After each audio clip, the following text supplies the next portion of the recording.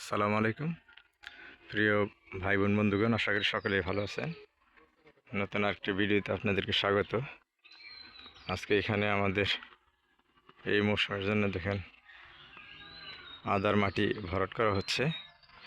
এই মৌসুমে আমরা চেষ্টা করব যেন খরচটাকে 30% কমিয়ে বস্তায় আদাটা করা যায়, সেই লক্ষ্যে এবার আমাদের কাজ চলতেছে। এই মাটিতে মোটামুটি শুধু গোবর আর জৈব সারগুলো মেশানো আছে। পরবর্তীতে এই মাটিতে আপনার ডিএপি, এমওপি, পর হচ্ছে দানাদার কীটনাশক, বোরন, জিঙ্ক এগুলো দেওয়া হবে। এই মৌসুমে কিন্তু একটু সমস্যা হয়ে গেছে যে আর্লি বৃষ্টি শুরু হয়ে গেছে, যার কারণে কিন্তু কয়েকদিন পর বৃষ্টি থাকার পরে আমরা সঠিক সময় কিন্তু আদাটা দিতে পারতেছি না। কারণ হচ্ছে আদা যদি আমরা সঠিক টাইমে দিতাম তাহলে কিন্তু আমাদের আদা কিন্তু পচন লেগে যেত, যার কারণে আমরা বৃষ্টির কারণে আমরা দিইনি। আমরা অপেক্ষা করতেছিলাম যে কখন আমাদের এই রৌদ্রোজ্জ্বল যে আবহাওয়াটা তখন আমরা এটা দিব। এখন হচ্ছে রৌদ্রোজ্জ্বল আবহাওয়ার আর কি উপযোগী পরিবেশ পাওয়ার পর আমরা কাজটা শুরু করছি।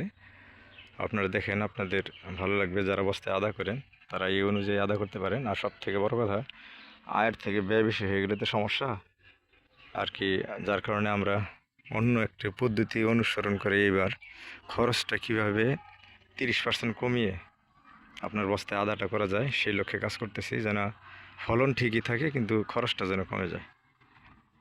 আমরা ধারাবাহিকভাবে ভিডিও দিব, আপনারা দেখবেন। এই যে আজকে যেমন বস্তা করা হচ্ছে, এই যে দেখেন বস্তাগুলো, এখানে প্রায় 5,000 বস্তা করা হবে। আমি আপনাদেরকে দেখাচ্ছি দেখেন এখানে কিন্তু সারি সারি বস্তা করা হচ্ছে, সারি বস্তা করতেছে।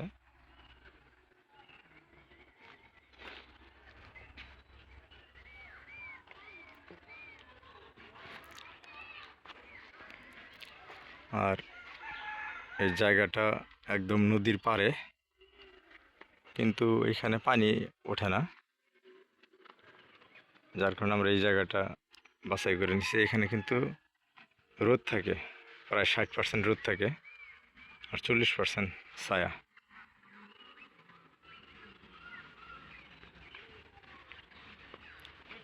এই যে বস্তাগুলা আগে লোড করে রাখা হয়েছে। আমরা আজকে এগুলাকে সার দিয়ে রাখবো। এগুলাতে সারটা দিয়ে আমরা কয়েকদিন রেখে দিব, কারণ সার দেওয়ার সাথে সাথে যদি আদা দেওয়া হয় তাহলে কিন্তু আদা নষ্ট হয়ে যাবে। এটা কিন্তু খেয়াল রাখতে হবে, কারণ সার দেওয়ার সাথে সাথে কিন্তু আদার অংশ কিন্তু দেওয়া যাবে না, তাহলে কিন্তু আদা পচে যাবে। সারের যে ধাক বলি আমরা, সেটাতে কিন্তু পচে যাবে। সারটা দিয়ে কয়েকটা দিন রেখে দিতে হবে। তারপরে আমরা ওইখানে 35 গ্রাম করে দুইটা টুকরা আর কি 70 গ্রামের টুকরা দিব। টুকরাটা এমনভাবে দিব যেন বস্তার একদম শেষের দিকে যেন না দেওয়া হয়, মিডল বরাবর দেওয়ার চেষ্টা করব। আর এখানে আর কি ওই আদাটা সেট আপ করার পরে ওইখানে যেন থাকে, আর উপরে যেন 1 ইঞ্চি পরিমাণ যেন মাটিটা থাকে। আর আরেকটা বিষয় বলি, পরবর্তীতে কিন্তু তোলা মাটি দিতে হয়। এই যে আমরা যে বস্তাটাতে আদার জন্য যে বস্তাটা রেডি করছি, এই মাটি কিন্তু শেষ না। পরবর্তীতে কিন্তু এই যে আরও এই যে এরকম করে মাটি রেডি করে থাকবে। কিছুদিন পরে আমরা আবার দিব, মাটিটা দিব। ভালো থাকবেন সবাই।